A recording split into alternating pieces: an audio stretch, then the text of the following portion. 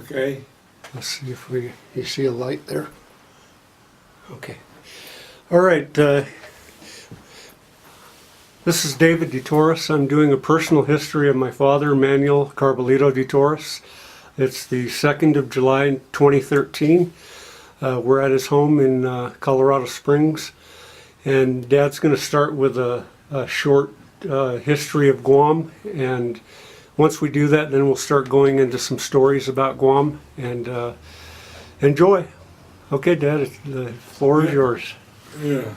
To start with, I wish we're doing this 15, 20 years ago when my brother Jesse was alive, and maybe my brother Ken is here with me because Joaquin, my brother, has got an elephant mind. I mean, he remembers everything. Okay, to begin with, as a prelude to this history, I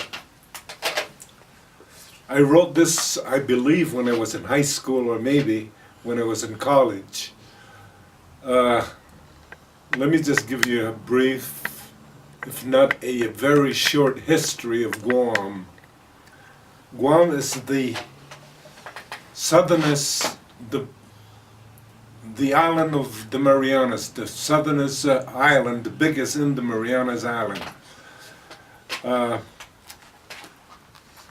was discovered by Magellan March 6, 1521, a Spanish explorer.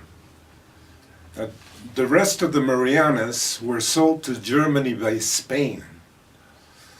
And after World War I, Japan received a mandate over the whole island, including the northern Marianas.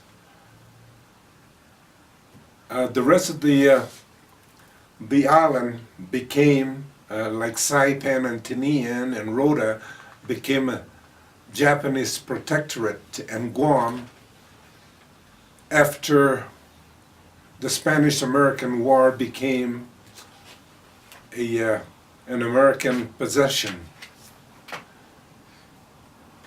Anyway, that's about the shortest history of Guam I can dictate at this time.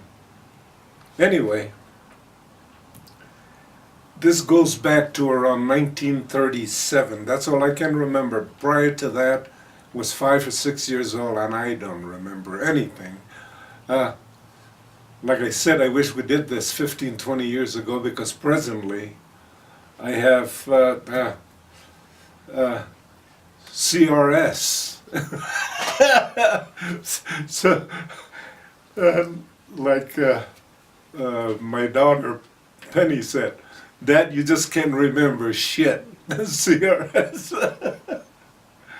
Anyway, around 1937, I can remember my brother Jesse, the oldest son in the family, the oldest, not the oldest sibling, but the oldest male son in the family, carrying me up to our property in Agate, above Agate, called Fata, the source of all the water for the village of Agate and probably part of Agania and Sumai and Assen and Pidi. Anyway, we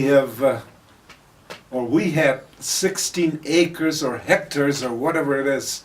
I don't know what it's called in Guam, and my dad sold it to the government for a token, what, $1,500, probably worth millions right now.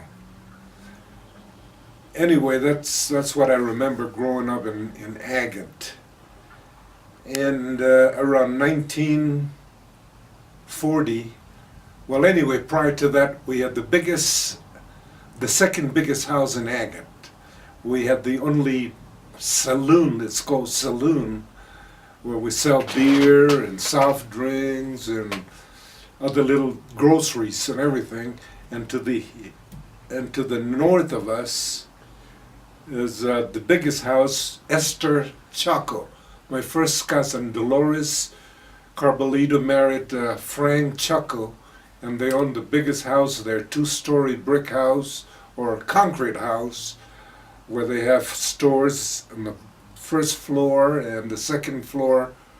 The living part of the residence, where they have the bedrooms and all that. They have a store, a couple of pool tables and all that stuff down there.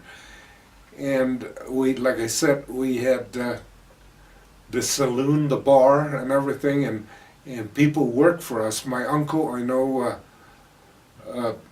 my mother's sister's husband worked for us as a jack of all trades. He took care of the house, the grounds, and everything. And I had a nanny taking care of me. We were not the richest people in Agate, but we were pretty well off. In fact, we were the only second family who owned a car there, and we had a chauffeur. One of our chauffeurs, a second cousin came named Felix Carbullido, who were always, the two Carbullidos, always in fights and everything. And I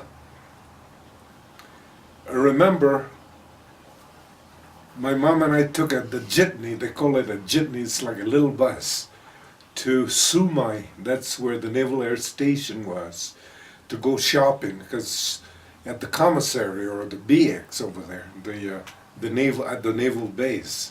And on our way back, the driver of the jitney pulled over to the side to go to the bathroom or something. And I was what? I don't know. Maybe I was 6, 7 years old. And I went up there to the front part where the cap of the jitney was, and I pulled the gear or the shift out of gear and put it on neutral, and the jitney started rolling down the hill. We were almost got killed, and one of the passenger rushed up there and pulled the handbrake or something, and we stopped. And I had a hell of a scolding. I didn't get spanked because my mother doesn't spank, but I had a heck of a scolding. Anyway, I was really mischievous as a little fart. I was always in fights and everything. I remember we had 5 days a week we'd go to catechism, and the church was only, 3 or 4 houses away from our house. And directly to the west of us is the principal of the school. His name is Torres. Oh, there's so many Torreses in Guam and Carbullidos. I don't think any other last surname existed. Well, this I don't know. I didn't know. And anyway, we go to catechism 5 days a week after school. And I remember this Capuchin father. I can't remember his name, but he wore this long black cassock. And he's really strict and everything. And one thing I remember is that he was chewing me out, and I jump up and I cuss at him. I mean, all the cuss word that I know of was "Mutung dagan mo," or "punyetero," or "sadananamo," and all that. And boy, he went after me, and I start running, and I ran home. And he told my mother what I had to say, what I said, and boy, I really got it. I didn't get spanking or anything, but the nanny, my nanny, wouldn't let me play or anything. Fast forward, we moved to, we sold the business. I remember this lady bought the business or the house, and remember, this is second largest house. We got maybe 10 rooms. This is before the Japanese? Oh yeah, this was 1936, 37, 38.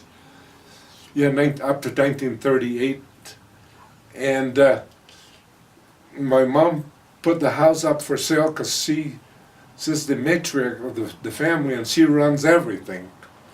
In fact, I never heard my dad say a thing. I don't know him really. He's always working, and because he's got a little farm past my grandfather's pineapple and banana plantation, maybe about 10 miles away, maybe less. And anyway, my mom put the house up for sale, and we moved to Agania, the capital. And I think she sold that house. Remember, this is a big, big house with modern conveniences, for the 1930s. We had showers and running water and all that other stuff. Of course, we don't have any hot water heater. We don't need it in Guam. But I don't even think hot water heaters existed. Anyway, she sold that house, I remember, very vividly, for about $1,500. That was it. And I remember this lady who bought the house walking from Agate to Agania to make her monthly payment of $10 a month or something like that. And we bought this house right by the river. There was a bridge, our house, and the river. And I used to watch those prisoners out down there cleaning the river and all that. And this house we bought is actually like a duplex. There's one house here and one house, and in between is the kitchen. I remember that kitchen because my sister Maria, when I do something wrong, she used to put my head between her legs and beat the hell out of me with her hand. And there was underneath the houses around Guam, unless it's a brick house and all that, they're elevated, probably up to 4 feet, and underneath is like a crawl space. And I was down there playing one time, and there was a wire sticking